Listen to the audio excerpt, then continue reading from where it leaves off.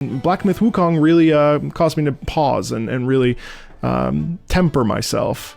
It was the challenging game that I played this year. I also played Dark Souls, but I think Black Myth Wukong went beyond the Dark Souls series for me. It goes beyond the difficulty and the challenging aspects because this game was a delight to play. It highlighted story, it highlighted Chinese culture, Chinese landscapes, and Chinese mythology. If you're a fan of virtual tourism and experiencing new things you may never see ever in your lifetime, well, in this case you would never see these monsters, and I hope not for your own sake.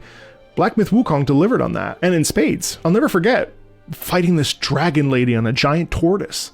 I'll never forget fighting the celestial court. I'll never forget how small I felt and how big I felt all at the same time, fighting some of these incredible bosses, fighting wolfmen, tiger men, spider ladies, dragon men, listening to a headless musician serenade me with no head, no mouth. The joy of completing this game and triumphing, climbing a mountain of difficulty and emerging out the other side, a slightly different version of myself, was what really caught me off guard about this gaming experience. The thing that's really delightful is that here you are, this all-powerful Black Myth Wukong, and yet you're still not the biggest fish in the pond. I love that. This game was a visual feast from start to finish, and I was always excited to turn the corner and see what awaited me.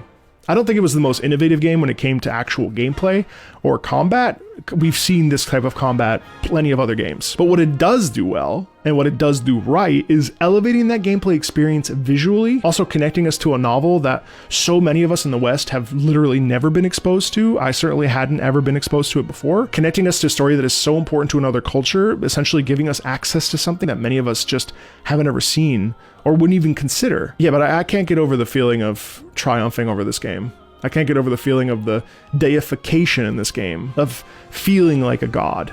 I can't get over the feeling of excitement for every boss fight, the questions of what a boss is going to look like, what their abilities are going to be, how they're going to challenge me, but really just not knowing what was around the corner. And I think for me, that's something I got to spend some time with this year. I love variability in my games. I love not knowing what to expect. I love seeing something new at every corner. What new enemy does this game have in store for me? And yeah, I got plenty frustrated, and at times I took a little bit of a break because I didn't like how challenging it was for me at times, but coming out that other side with a sense of accomplishment is very hard to do in video games for me personally. And not only that, but coming out the other side with a smile, especially when I was getting my ass handed to me time and time again by some of the later bosses.